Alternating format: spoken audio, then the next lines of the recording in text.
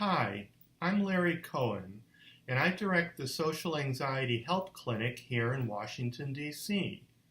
We're the D.C. Regional Clinic of the National Social Anxiety Center, NSAC, which we co-founded several years ago and which has many regional clinics scattered around the country. This video is an orientation to doing cognitive behavioral therapy, CBT, specifically for social anxiety. Now, we help people with a wide variety of other problems in addition to social anxiety here at my clinic, but this video is specifically about using CBT to overcome social anxiety. Many outcome studies have demonstrated that CBT is the most effective treatment for most people in learning to overcome their social anxiety. I've been doing this work for more than 30 years. I've worked with more than 1,000 individuals and have led more than 90 20-week social anxiety CBT groups in my practice. I also have my own history of social anxiety in my youth, which I learned how to overcome using CBT, so I feel like I get it. I'm going to describe both group CBT for social anxiety as well as individual CBT because we provide both formats here and they each have their different strengths and limitations. I'll start by describing group, and we'll also let you know how it's similar and different than individual in various ways. First of all, the social anxiety CBT groups are really quite different than the type of therapy groups that you probably are thinking of. Most traditional therapy groups are primarily discussion groups or support groups.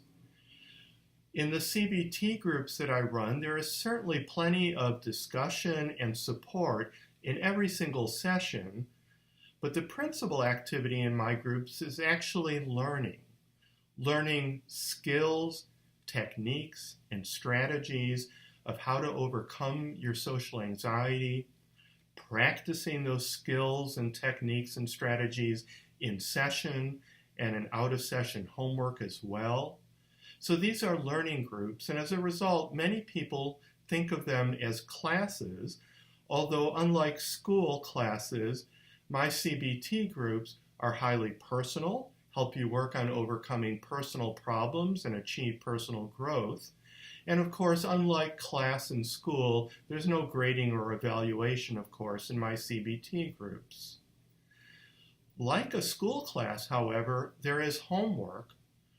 And I want to describe the homework first because in CBT for social anxiety, actually both in group and individual, the homework is the core of the therapy around which everything else revolves. The homework falls into two broad categories, written and behavioral. The written homework is usually in the form of various worksheets. There's quite a variety of worksheets that I distribute at different points for different specific purposes, but for the most part they're intended to help you identify, challenge, and change the thinking, the behavior, the feelings, the underlying beliefs that contribute to your social anxiety. The worksheets take up to an hour a week to complete. Sometimes it's a little bit every day, and it's very important. In addition to the worksheets, there's behavioral homework. Some of that homework, especially early on in therapy, is in the form of practicing some basic skills that are necessary to master to help you overcome social anxiety and other problems as well. One of the most important of these skills is mindfulness and thought diffusion. Mindfulness and thought diffusion means getting out of your head and into the moment. In other words, learning how to focus with interest, with curiosity, rather than with self-judgment on the conversation, the persons, the activity that we're engaged with, and how to disconnect from the thoughts and feelings that are causing us problems, how to treat them like background noise that we're aware of but not attending to. It's a simple concept, but it takes daily practice to get quite good at it, and that's one of the types of homework that you'll be beginning with. There's other skill practice as well. The major part of the behavioral homework is doing what I call experiments. These are sometimes called exposures. I prefer the word experiments because they are meant primarily as learning experiences. We are experimenting by changing some of the way we think and some of the way we behave in situations in which we normally feel anxiety, and seeing to what degree that can help lessen our anxiety, build self-confidence, and have more effective, more enjoyable interactions with people.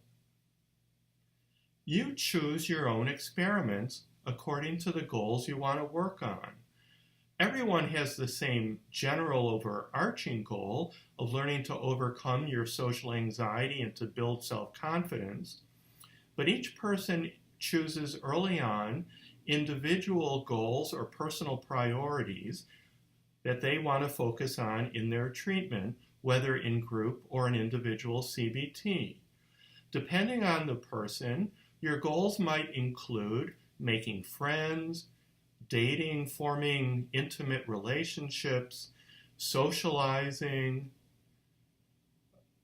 pursuing your career, speaking up at meetings, giving presentations, being more assertive, using public bathrooms, being sexual, stage performing. There's just a whole variety of social anxiety-related goals that you might choose from depending on your personal life priorities.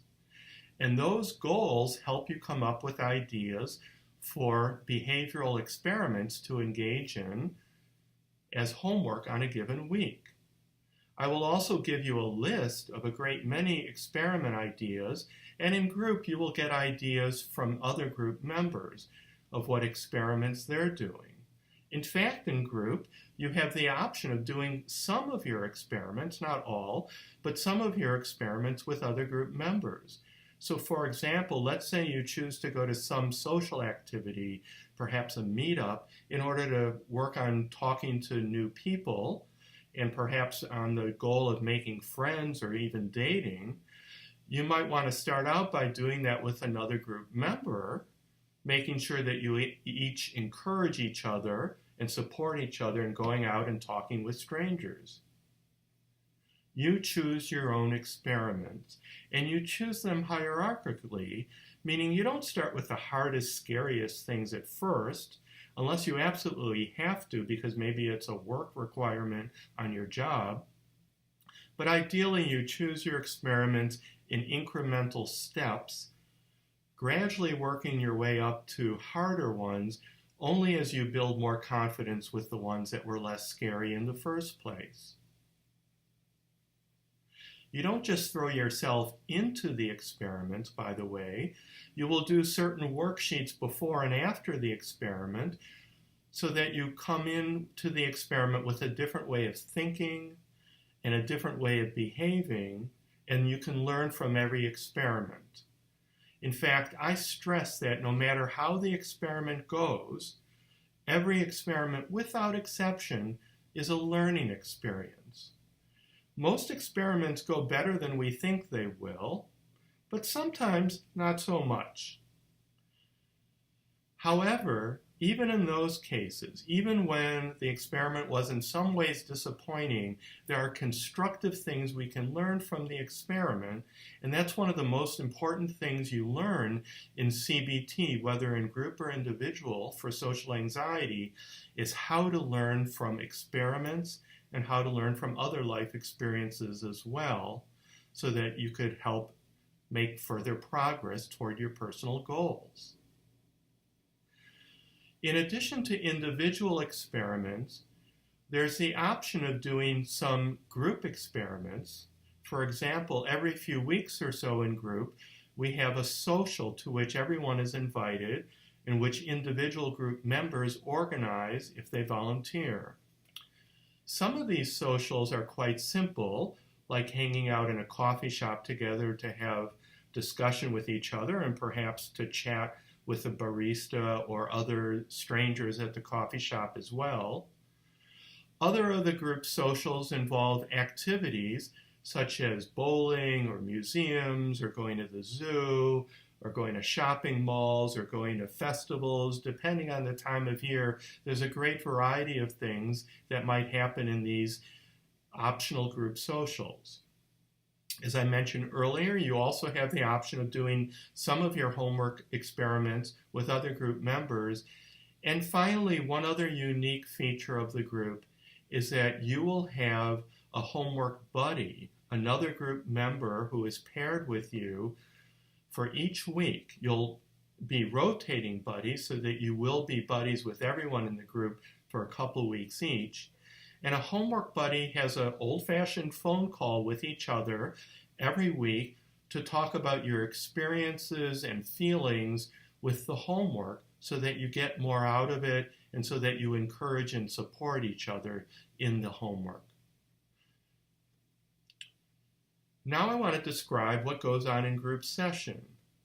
First of all, part of what happens in group session, individual session as well, is that we learn and practice various skills and strategies that you will later be practicing in homework experiments. In group, however, you have the opportunity to practice these skills and strategies with 6 or 7 or 8 other group members, whereas an individual, you only get to practice them with me. And so that's one of the advantages of group, is being able to practice with and learn from a variety of other group members, as well as to receive their support and provide your support for them. The in-group practice, I call in-group experiments, happens in a variety of ways. Some of these are experiments that I choose. So for example, in the very first few sessions, we'll be pairing up and mingling with each other as though it were a party or a meetup, so that you can practice mingling in pairs later in small groups, so that you can do the same sort of thing in your own experiments as homework if those are the experiments you choose. We do other kinds of exercises in group, like sharing compliments, telling stories, making mistakes or doing embarrassing things on purpose as a way to learn that these are not such a big deal and we can overcome them quickly. We do quite a variety of in-group experiments.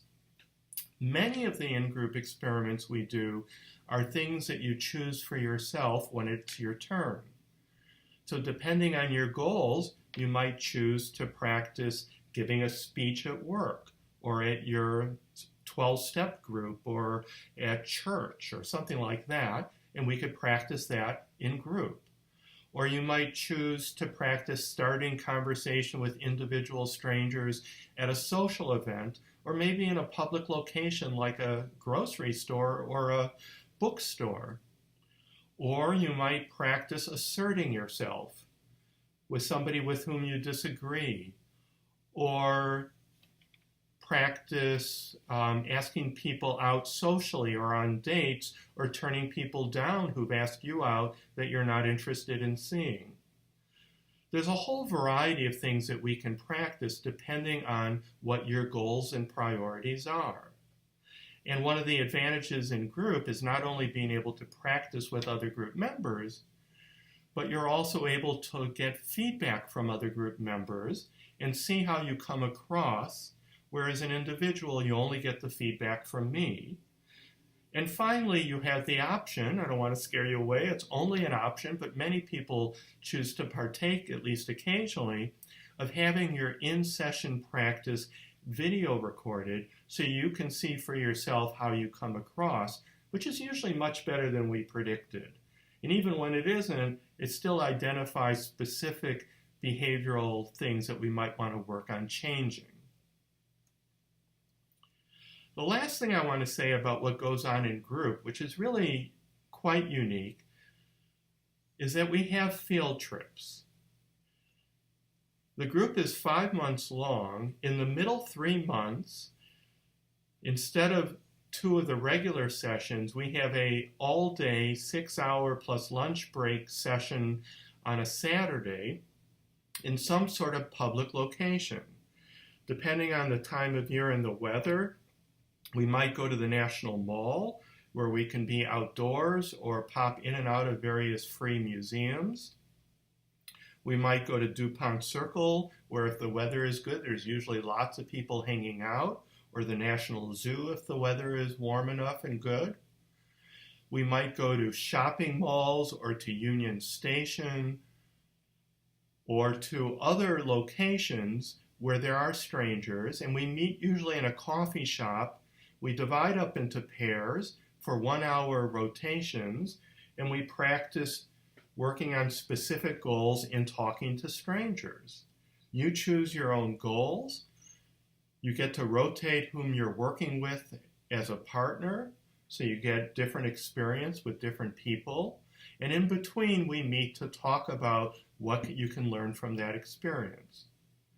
We sometimes have a party with former group members as well, in which you get to practice talking with people who used to be in group and who are strangers to you. So there's a variety of field trips and in-group experiments that we do in group, which are much, much more limited. Some of them happen, but they're much more limited in individual CBT. In individual CBT, one of the main differences is in the commitment. Group is 20 weeks long. If you join the group, you must make, there are no exceptions, a commitment to the whole 20-week program. If you do not wish to make that commitment or do not feel that you can make that commitment, I fully respect that, but you may not join the group because it's disruptive to have people drop out of group. I try to limit that as much as possible, and typically that happens only rarely. So if you don't feel you can or want to make that commitment, individual is the right option because the commitment for individual therapy is one session at a time. You simply need to give us 24 hours notice to cancel a session, and you can stop individual CBT at any point that you find it useful. There's also more flexibility in scheduling. Group has a set schedule, which you will be given on paper. Individual, you set your own session with me or with my associate. Typically, individual begins weekly and then goes to every other week as you've started making substantial progress.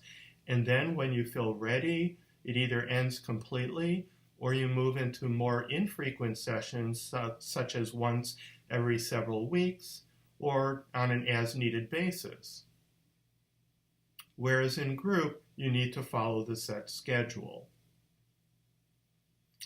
Another big difference between group and individual CBT is you get much, much, much more individualized attention in individual therapy. The sessions are only an hour compared to the 2.5 or 3 hours that groups are. But in groups, you have between 6 and 9 members, whereas in individual, it's just you and I. And so you get much more individualized attention, which for some people is really important. Why might that be important for you? Well, there's two kinds of reasons. One, you may need much more individualized attention if, in addition to social anxiety, you have at least one other acute problem. Now, we all have other problems, but I'm talking about acute problems that can't be left aside for several months while you're focusing on your social anxiety. The most common examples of possible acute problems are severe depression, severe enough that it's debilitating to you, prevents you from functioning in at least one key area of life. It could be an acute drinking problem, eating disorder problem. It could be a situational crisis going on in your life that needs attention. If you're experiencing any of those things, group is not the right choice for you at this time. I would start out an individual, and then if you wish, you can join a group later once that acute problem is at least largely taken care of. There's another reason why you might need more individualized attention, is that maybe you need more guidance in doing the work. Some people are strong self-starters. You give them something to work on, and they come back a week later and having done their best and worked on it, maybe they didn't do a perfect job, but they did make their efforts and they learned from it. Well, that's not true of everyone. Some people need more guidance. There's no shame in that. That's just a different personality. It's just a different approach. If that's you, if you tend not to follow through on homework assignments, even the ones that you've chosen for yourself, and remember, the behavioral homework you choose for yourself. If knowing yourself, you're someone that tends not to follow through on that, individual is a much better choice for you because you can get much more attention on motivation, on how to help you follow through on the homework, on doing some of that homework in session to make it easier to then do it on your own later. You can get much more help in individual on this than you would in group. The actual therapy is essentially the same CBT in individual and in group. You have the same type of homework and the same skills, strategies, and techniques you're learning in individual that you did in group. But again, in individual, you don't have other group members to learn from, to get support from, or to support, or to practice with, whereas in individual, you just have me, which for some people is ideal, for others it's limiting. Some people are tempted to choose group over individual simply because they see it as less expensive. And while I understand that, that isn't necessarily true. Think about it. The per session cost for group is indeed much less than the per session cost for individual, but do remember with individual, it is a one session at a time commitment. With group, you sign up, you are committed financially to all 20 weeks, even if you leave group early, which is rarely happens, but does, you are committed to pay for the rest of the group sessions. Why? Because you're still taking a spot in the group that no one else can join, not after the first session. Individual, that's not the case. You can leave whenever you're ready in individual. In group, it's a 20-week commitment, so it's not necessarily cheaper or more expensive. It depends on your individual needs, which we can discuss in session. These are the basics of group and individual CBT for social anxiety. I want to stress one more thing. Over the 30 plus years I have been doing this, I have seen people make a great deal of progress. It is really quite moving. And if you want to get a sense of that, there's a section on my website called Personal Change Stories, where you'll see a number of essays and audio recordings and a few video recordings of former clients of mine, most of them former group members, as well as some former individual clients of mine, who wrote their stories or recorded their stories as inspiration for others who are considering doing CBT for social anxiety. And I've seen people really turn their lives around. I've also seen people make more moderate progress, and sadly, a few people, this is infrequent, but it does happen, make very little progress. How much progress you make in CBT in general, including CBT for social anxiety, is dependent on a number of things, but above all, it's dependent on how much homework you do. This is true whether you do individual or group CBT. How much homework you do and how frequently you do it predicts more than anything else how much progress you make and how rapidly you make that progress. Now, it doesn't take a great deal of courage. In fact, I like to say that this therapy takes a little bit of courage, but a whole lot of perseverance. A little bit of courage because you need to face your fears to learn how to overcome them. There's no other way to do it than that. That's called exposure therapy. But a little bit of courage because it's ideal to face your fears in small steps that feel manageable to you. But if you only take an occasional baby step, you're not going to get anywhere. You need to take frequent small steps and occasional bigger steps, and that will help you make a great deal of progress. Thank you for listening, and don't hesitate to contact me if you have any further questions or concerns.